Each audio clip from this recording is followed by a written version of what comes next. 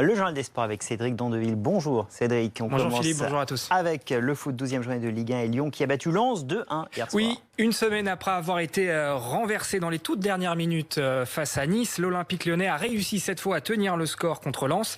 Les Lyonnais ont inscrit leur deux buts en première période. Après la pause, le RC Lens pousse, réduit le score mais ne reviendra pas. Lyon s'impose 2-1, une victoire qui permet aux Rodaniens de remonter à la 5e place du championnat.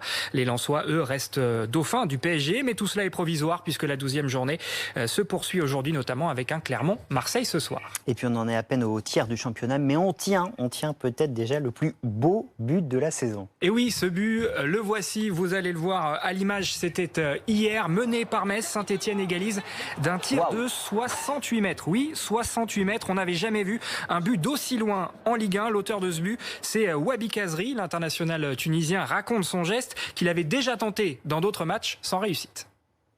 C'est bien, après tant de tentatives, c'est bien que ça rentre ce soir. Je remonte le ballon et en fait, j'ai zéro solution, je le vois très avancé et je me dis que je pense que c'est la seule solution de tenter. Et puis après, voilà, il faut de la réussite pour que ça rentre.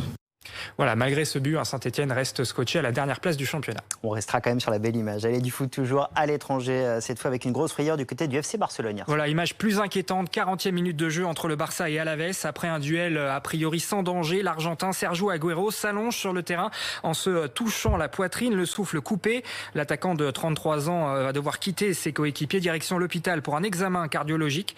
Les nouvelles sont plutôt rassurantes, on parle d'une simple crise de tachycardie pour Agüero. Et puis un mot de rugby avec la 9e journée du top 14. Avec d'abord le rebond du RC Toulon qui a battu Biarritz hier sur le score de 13-9. Un succès qui fait du bien aux Varois qui ont connu des semaines compliquées avec une fronde des supporters et même un changement d'entraîneur. Franck Azema prenant la place de Patrice Colazo. Les Toulonnais sont 11e d'un top 14 qui a un nouveau leader grâce à une victoire bonifiée sur Clermont, 25-9. L'Union Bordeaux-Bègles prend provisoirement la tête du championnat. Une victoire grâce notamment à 3 essais face aux Clermontois. Ce soir, le Stade Toulousain pourrait repasser devant en cas de succès sur la pelouse du Racing 92 en clôture de la 9e journée. Merci beaucoup, c'était le journal des sports.